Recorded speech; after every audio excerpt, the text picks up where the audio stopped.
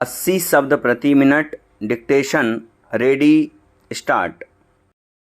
सभापति महोदय, जिस भावना से मैंने यह बिल पेश किया है उसके महत्व को सरकारी और विरोधी पक्ष दोनों ने एक मत से महसूस किया है कि देश में बेकारी की समस्या एक भयंकर रूप धारण कर रही है और उसके कारण हमारे देश का विकास, चाहे वह सामाजिक हो, आर्थिक हो या सांस्कृतिक हो, रुका हुआ है।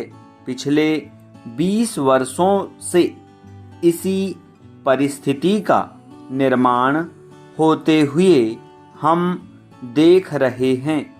मंत्री महोदय ने यहाँ पर अभी कहा है कि राष्ट्रपति महोदय इस काम को नहीं कर सकते क्योंकि यह उनके अधिकार के बाहर है। आज जब भी यह देखते हैं कि किसी राज्य में वहाँ की व्यवस्था, वहाँ का विकास ठीक से नहीं हो रहा है तो उस राज्य में राष्ट्रपति का शासन लागू कर देते हैं। पैरा, सभापति महोदय, जब किसी राज्य में अराजकता फैल रही हो, विकास का काम समाप्त हो गया हो और वहाँ के नेता जिम्मेदारी से काम नहीं कर रहे हों तो वहाँ पर राज्यपाल का शासन लागू कर दिया जाता है।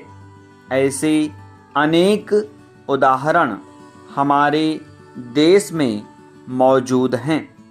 इसी प्रकार हमारे राष्ट्रपति महोदय सबसे बड़े अधिकारी हैं और अगर देश में इस तरह की स्थिति काफ़ी समय तक चलती रहे तो राष्ट्रपति को आपातकालीन स्थिति में इस देश की सुरक्षा के लिए, इस देश की तरक्की के लिए सारी जिम्मेदारी अपने हाथ में ले लेने का अधिकार है।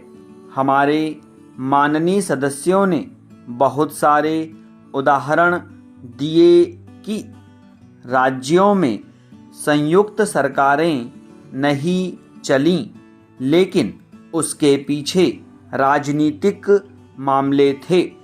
यदि कोई राजनीतिक पार्टी जिम्मेदारी से काम नहीं करती है तो संविधान में यह स्पष्ट प्रावधान है कि उस राज्य की सारी जिम्मेदारी राष्ट्रपति की है। पैरा, सभापति महोदय, मैं आपको एक उदाहरण देना चाहता हूँ।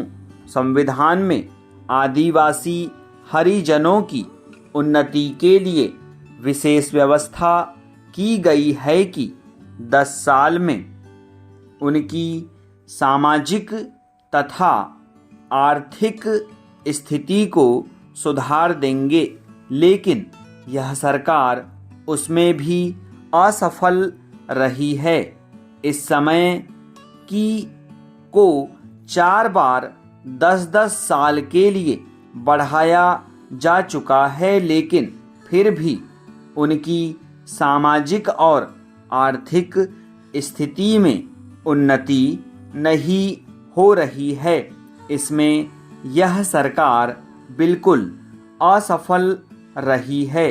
पिछले सत्र में इस विषय पर सरकार के विरुद्ध अविश्वास का प्रस्ताव भी लाया गया था।